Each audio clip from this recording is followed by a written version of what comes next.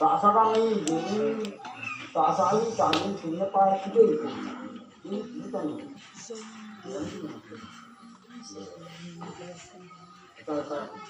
Coi hai là sợ. cái gì bói nào làm anh cái tụi cái anh thì có bói cứ ấy rồi những ai rồi nó bói nó mai là nó làm những bói cả nó bói thế là cái gì là nó nói apa cái quan trọng các đồng nghiệp quan trọng như cái cho ra những cái mạng này cũng rất là có cái là những cái lòng phán là cái mà những cái công tại sao năm nay nghỉ tại mình là bao nhiêu tại anh đã lúc kia là chúng ta là những quan trọng những cái quả sơ quả nữa quả thì cái chọn chọn mỗi mình mỗi những cái gì mà cũng có nhiều thay vì chỗ rồi thì có những cái phát triển phát triển cái cái là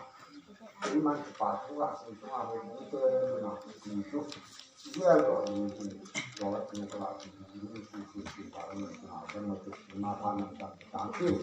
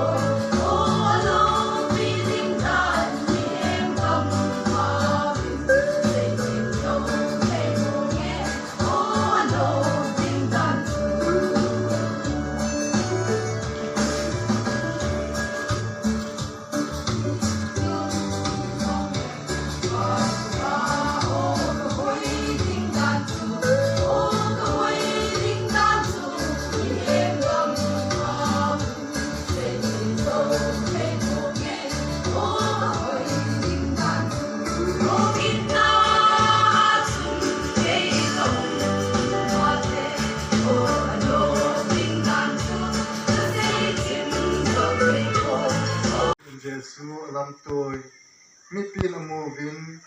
ichimi ton sipa ina ku tungdin achi tage ni tin apun ta ve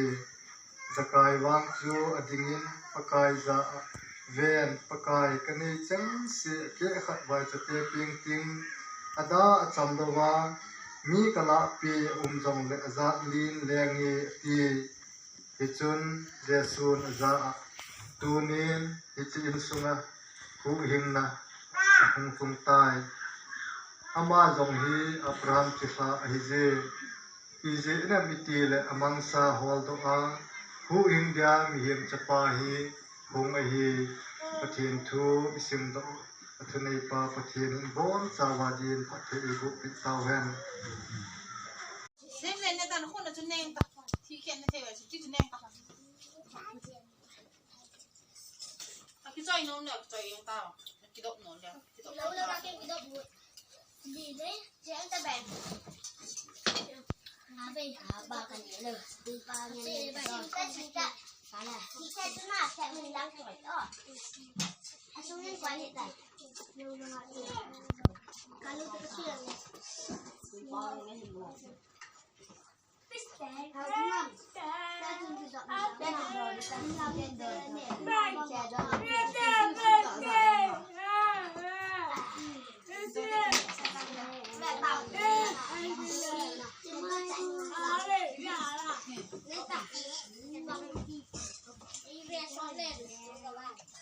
hay cái độ mấy tao mà cái độ mấy tao